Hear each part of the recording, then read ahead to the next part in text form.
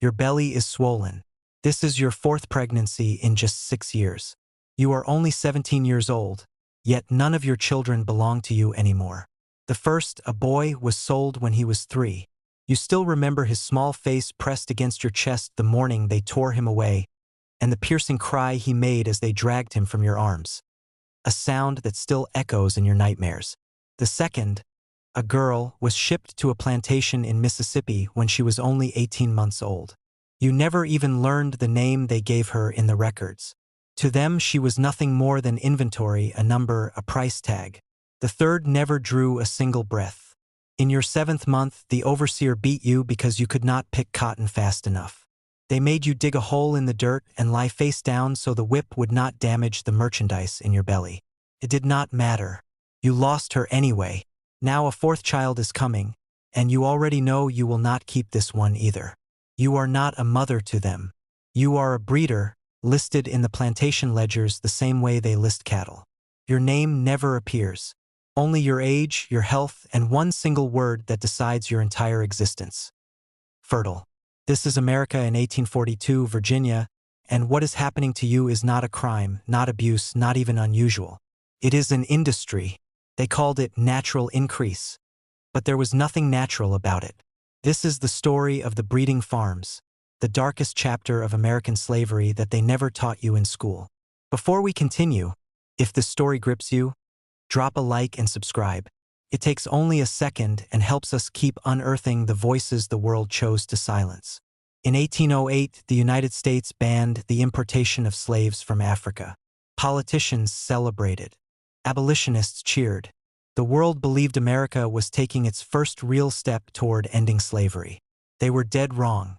The ban did not weaken slavery. It transformed it into something far more calculated, far more profitable, and far more horrifying. Before 1808, if a plantation owner needed more workers, he simply bought them from the ships arriving from Africa. After 1808, the ships stopped. The supply was cut off. But the demand was exploding. Cotton was king. The invention of the cotton gin had turned the Deep South into an agricultural gold mine. Mississippi, Alabama, Louisiana, and Texas needed bodies, hundreds of thousands of bodies, to work the fields that stretched to the horizon. So the Upper South found a new cash crop. Not tobacco, not wheat, people. Virginia, Maryland, and Kentucky stopped growing crops and started growing slaves. Thomas Jefferson himself bragged that the birth of black children was increasing Virginia's capital stock by 4% every year. Read that again. The 3rd president of the United States, the man who wrote "All men are created equal," bragging about human beings the way a rancher brags about cattle. By 1860, the total value of enslaved people in America reached $4 billion. More than all the banks in the country combined, more than all the currency in circulation, more than every railroad and factory put together. Slaves were not just labor. They were money itself. They were collateral for loans, inheritance passed down through generations. Newborns were described in cold financial terms as interest, the return on investment from purchasing their mothers. Virginia alone exported more than 300,000 enslaved people to the Deep South between 1800 and 1860. Richmond became one of the largest slave markets in the Western Hemisphere. But here is what the textbooks never tell you. To meet this demand, slaveholders did not simply hope their slaves would have children. They engineered it. And to understand how, you must see it through their eyes. You are barely a woman, still a girl, really. A man is examining you. His hands grip your jaw, tilting your head back. He checks your teeth the way you check a horse before buying it. He studies your frame, your build. He writes something in a ledger. Then he assigns you a husband, a man twice your age you have never spoken to, chosen for one reason only, his size. Tonight you will be locked in a cabin with him. This was the system documented across thousands of plantations. The Massey family of Virginia kept records for over a century. They called it their stock book, the same term used for livestock. In those pages they documented more than 350 enslaved children born, raised, and sold for profit. The mechanics were brutal and precise. On breeding plantations, the ratio of women to men was deliberately skewed. Women were evaluated like animals at market. Age mattered, the younger and healthier, the better. Hips mattered. A woman who had already proven she could bear healthy children was worth far more. Some plantations used what survivors called stockmen. Maggie Stenhouse, interviewed by the Works Progress Administration in the 1930s, described what she witnessed. They had stockmen. After being weighed and tested, the owners would hire these men out and lock them in a room with the young women they wanted to raise children from. The stockmen were enslaved men selected specifically for their size and strength. They received more food, lighter fieldwork. In exchange, they were forced to breed. When the enslaver unlocked the door the next morning, one WPA respondent recalled, "The man was glad to be released because the women nearly killed him. The women fought back. They scratched. They bit. They resisted with everything they had. But resistance had consequences." Another formerly enslaved woman testified, "The women hated him, and the men on the place did as well. Everyone knew what was happening. Everyone was either complicit or victimized. There was no escape from the system." Frederick Douglass wrote about a woman named Caroline, purchased specifically for breeding by a poor white enslaver named Edward Covey. Covey hired a man named Bill Smith to father her children. Douglass wrote that Covey compelled Caroline to abandon herself to the object for which he had purchased her. The object, not the man, the object. That was how they saw these women, objects that produced other objects. And once you were marked as a breeder, your life became a cycle with no exit. You are 23 now. 6 births in 9 years. Your body carries the evidence. Scars on your back, stretch marks, exhaustion that never leaves. Your first child, the boy, would be 12 now, old enough to work the field somewhere. You do not know where. Mississippi, maybe, or Louisiana. You heard they needed workers there. You do not know if he is alive. You will never know. The girl would be 10. You try not to picture her face because you have already started to forget it, and that terrifies you more than anything. The third never breathed. The fourth was sold at 18 months. You had learned by then not to name them. Naming made it harder. The fifth you did not name either. Gone at 2 years old. Now you are pregnant again, the sixth, and you feel nothing. No hope, no fear. Just a dull emptiness where something human used to live. This was the cycle, documented, deliberate, designed to break women completely. Some bore 10, 12, 15 children in their lifetimes and kept none of them. Rose Williams, interviewed decades after emancipation, still carried the weight. She described being forced to share a cabin with a man named Rufus. When she resisted, her enslaver threatened to whip her. She said, "I thinks about Massa buying me off the block and saving me from being separated from my folks. I thinks about being whipped. There it is. What can I do? What can I do?" For words that echo across thousands of testimonies. In the Massey family stockbook, children were listed as increase, the same financial term used for interest accumulating in a bank account. The moment they could work, around age 5 or 6, they began generating profit. The moment they could survive separation, around age 2 or 3, they could be sold. Families were ripped apart without warning. Mothers returned from the fields to find their children gone. No goodbye, no explanation, just an empty space where a human being used to be. One WPA respondent described it: babies snatched from their mother's arms and sold to speculators. Children separated from brothers and sisters, never to see each other again. Another woman, Delia Garlick, recalled the day they took her mother. "I never seed her again. I don't know what become of her. She was just a child when it happened. She spent the rest of her life not knowing." Another said, "I seen her plop right down to a setting and cry about it. But she allowed there wasn't nothing could be done, 'cause it's the slavery law. The slavery law. As if the law could make mass-produced human trafficking, industrialized exploitation, and the systematic destruction of families anything other than what it was. And the men who ran these operations were not hiding in shadows. They were respected businessmen. Men like Calvin Smith ran one of the most notorious breeding operations in Virginia. His farm housed 50 to 60 enslaved women at any time. His specialty: producing light-skinned children. Mulatto slaves sold for premium prices.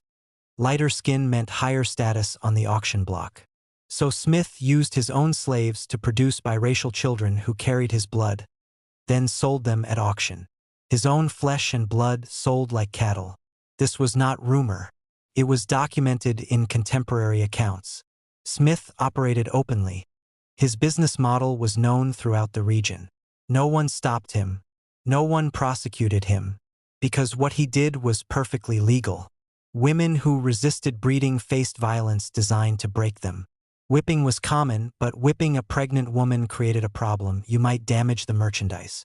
The solution was documented across multiple sources. You were forced to dig a hole in the ground deep enough for your swollen belly.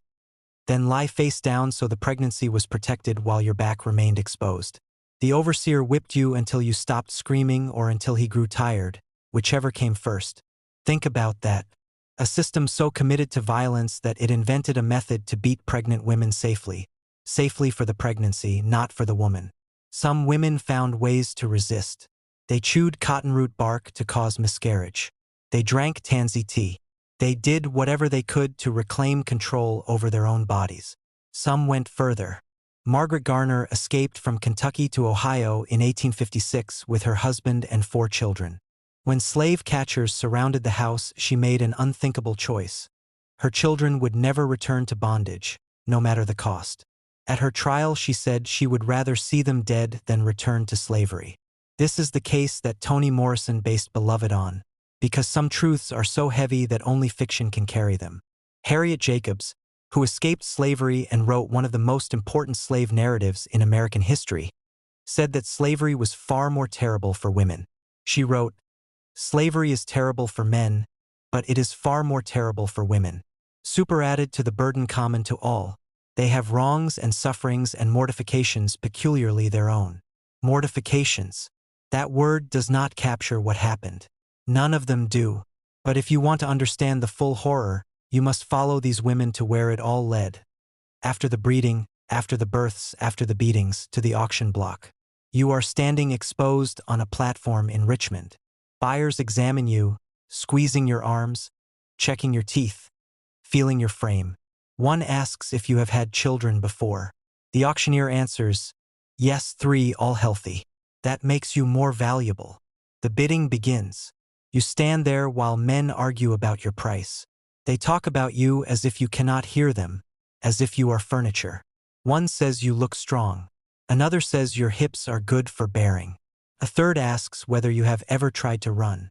You have not, but you have thought about it every single day. The hammer falls. You are sold. You do not know who bought you. You do not know where you are going. You only know that everything you have ever known is gone. Richmond was one of the largest slave markets in the Western Hemisphere. Some estimates say the city processed 10,000 to 20,000 slaves during peak years.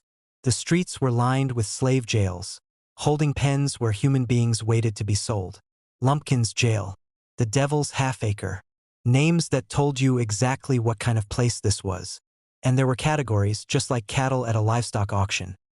Prime field hands, young men in peak condition. Breeding women, females who had proven they could bear healthy children. And then the fancy girls, young, often light-skinned women sold to wealthy buyers for purposes that had nothing to do with fieldwork. They fetched the highest prices, sometimes double or triple what a field hand would bring. The domestic slave trade moved 1 million enslaved people from the Upper South to the Deep South between 1790 and 1860. Historians call it the Second Middle Passage. 1 million people marched in chains, packed into boats, transported in wagons from Virginia to Mississippi, from Maryland to Louisiana, from Kentucky to Texas. Roughly half of them were separated from their spouses. Even more were torn from their parents or children. Thomas Jefferson Randolph, grandson of the president, testified before the Virginia legislature in 1832. Virginia is exporting 8,500 enslaved people annually. His exact words, "It is a practice and an increasing practice in parts of Virginia to rear slaves for market. To rear slaves for market like livestock."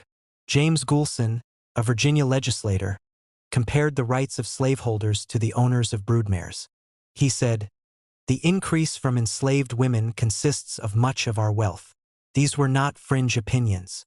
These were mainstream views expressed openly in state legislatures. The system had its own vocabulary. Breeding stock, increase, natural reproduction, fancy girls, stockmen, every word a euphemism hiding something monstrous. And then one day it ended. Drop a comment. Do you think this history was hidden on purpose or simply forgotten? The Emancipation Proclamation came in 1863. The 13th Amendment followed in 1865. Slavery ended, but the silence began. The breeding farms were never prosecuted. Calvin Smith never faced justice. The Massey family kept their land, their wealth, their social standing. The men who built fortunes on human trafficking and forced breeding died comfortable, their descendants still prominent. The women who survived had no recourse, no reparations, no acknowledgement.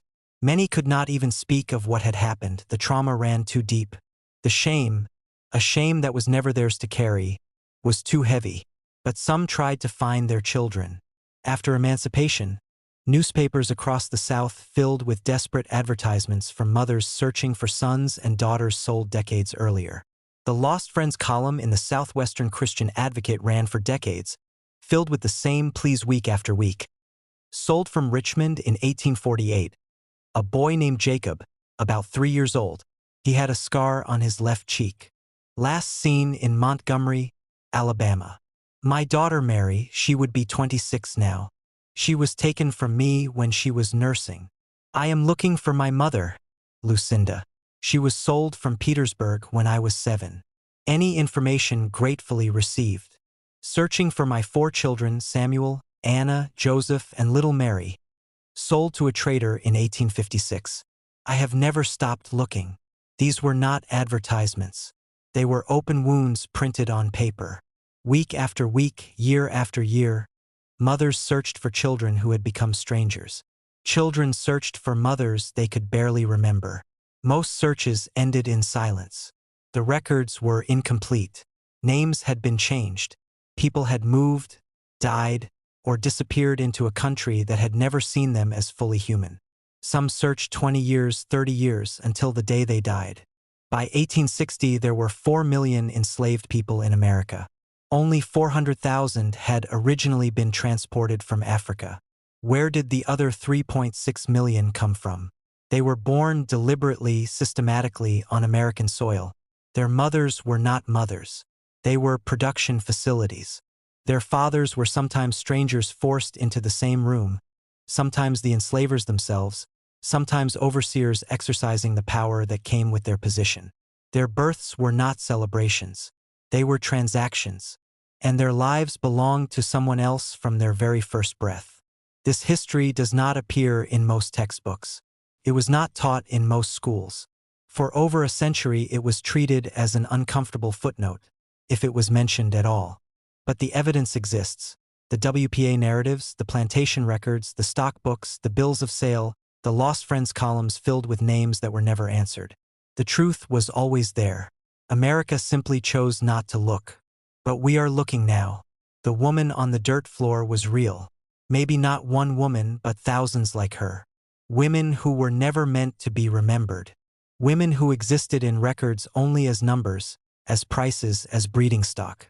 She might have lived her entire life on a Virginia plantation, giving birth every year or two until her body could give no more, then sold south to work the cotton fields until she dropped. She might have watched 10 children disappear one by one, never knowing where they went, never knowing their names after they left. She might have died without ever holding a grandchild. Or she might have survived. Might have lived to see freedom in 1865, might have spent 30 years searching for children taken while they were still nursing, placing advertisements in newspapers that no one answered, walking from town to town with a description of a 3-year-old boy who would now be a man, if he was still alive. Asking strangers if they knew anyone named Jacob or Mary or Samuel. Most never found them. That is what the breeding farms produced. Not just slaves for the cotton fields. Not just profit for the planters. Generations of broken families. Millions of children who never knew their mothers. Millions of mothers who never stopped searching. A wound so deep that it still echoes through generations. 4 million enslaved people by 1860. Every single one of them came from a woman who had no say in their birth. Every single one of them had a mother who loved them. Every single one of them was somebody's child. And most of them died without ever being reunited. The breeding farms did not just produce slaves. They produced ghosts, millions of them wandering through history with no names, no graves, no monuments, until now. Remember them. This is Crown and Dagger. We do not sanitize the past. We show you what actually happened. If this story mattered to you, if you believe these women deserve to be remembered, like and subscribe. More stories like this are coming.